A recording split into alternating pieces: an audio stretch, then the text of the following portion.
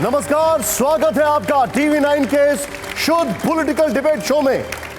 पिछले कुछ दिनों में देश की राजनीति में जो कुछ भी हुआ है वैसा पिछले कई दशकों में नहीं हुआ था। देश गठबंधन की नई राजनीति का एक नया इतिहास लिखने की ओर है। 2024 में हम और आप राजनीति के एक बहुत बड़े और दिलचस्प मोड़ पर हैं। बहुत ताकतवर संग्राम के गवाह बनने वाले हैं। लड़ाई अब सुपर 39 बनाम स्पेशल 26 की होती दिखाई दे रही है, यानी एनडीए बनाम इंडिया। एक पक्ष कह रहा है कि लड़ाई किसी से भी हो, जीत इंडिया की ही होगी, तो दूसरा पक्ष कह रहा है कि नाम बदलने से पहचान नहीं बदलती, 26 से भिड़ने के लिए एक अकेला ही काफी है।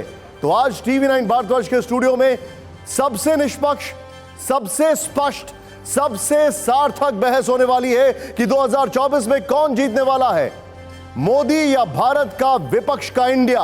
क्योंकि इस वक्त यही है सवाल। सत्ता का मैं सभी मेहमानों का जोरदार तालियों से एक बार फिर से स्वागत करना चाहूंगा। मेरे साथ हैं सबसे पहले Shehzad Poonawalla on my right, मेरे साथ हैं on my left Supriya Shrinate ji Congress से, राजकुमार भाटी जी हैं ठीक उनके बगल में, और मेरे साथ हैं अजय कुमार जी। इस शो की स्टार्ट में हम सभी मेहमानों को पहले 30-30 सेकंड अपनी बात रखने का मौका देते हैं। सबसे पहले शहजाद पूनावाला जी आपसे, फिर आपके पास, फिर आपके पास, फिर आपके पास। सबसे पहले 26 वर्सेस 38 या 39 या जो भी है 2024 की इंडिया वर्सेस मोदी लड़ाई।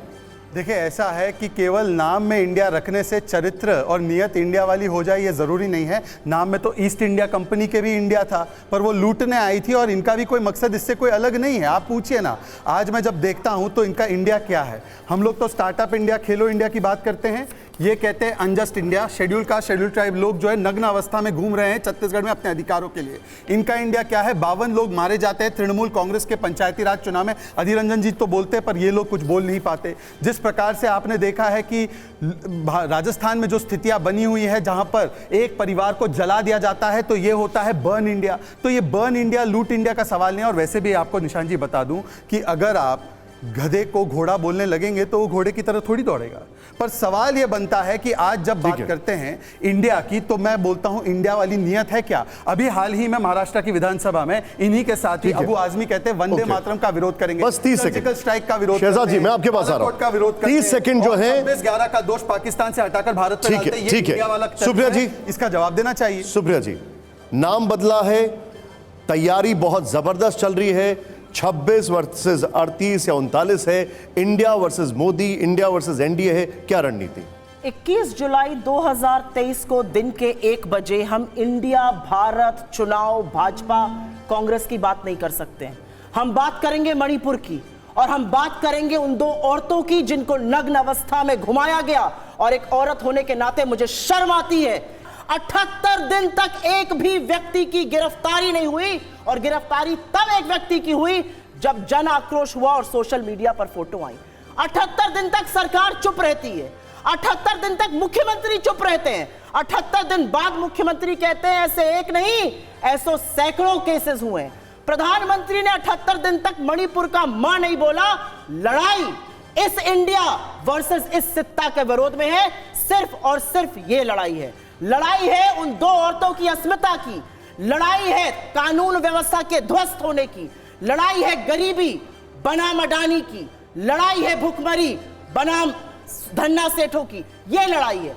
आज हम इधर उधर की बात नहीं कर सकते हैं। आज बात करनी पड़ेगी जो मणिपुर जल रहा है पिछले 2.5 महीने से, जहां पर महिलाएं झुलस रही हैं, जहां पर सत्ता ने मुंह नहीं खोला, जहां पर मोदी जी विदेश घूमते रहे, वहां पर औरतों के साथ ऐसा हुआ है। और वहां के मुख्यमंत्री का कहना है एक नहीं, ऐसे सैकड़ों केसेस हैं। यहां पर बैठी हर लड़की, और मैं एक औरत होने के नाते अपने आप को निर्वस्त्र महसूस करती हूं। मुझे लगता है हर औरत का शरीर नोचा गया इस देश में। ठीक है, आपने ये जो बात कही, भाटी जी, कौन जीतेगा 2024 की लड़ाई, मोदी का भारत या विपक्ष का इंडिया? वैसे जीतेगा तो इंडिया ही, अगर लार्जर पिक्चर की बात करें इंडिया तो कभी हारता ही नहीं है ना। भारत की बात करें, इंडिया की बात करें, लेकिन भाटी जी आप कटें। मैं सुप्रिया जी को बात को थोड़ा सा आगे बढ़ाना चाहूँगा कि घटना तो शर्मनाक है ही है, चिंताजनक है ही है। केवल महिलाओं के, बेटियों के लिए नहीं, देश के हर नागरिक के लिए शर्मनाक है। लेकिन उससे ज़्यादा चिंता की बात यह है कि उसमें सरकार शामिल है।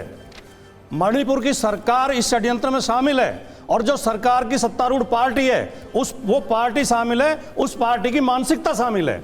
मोदी जी का जो गुजरात मॉडल है, आपने बहुत सुना होगा, वो गुजरात मॉडल यही है कि हर स्टेट में दो वर्गों को आपस में लड़ाओ, बहुसंख्यक को अल्पसंख्यक से लड़ाओ।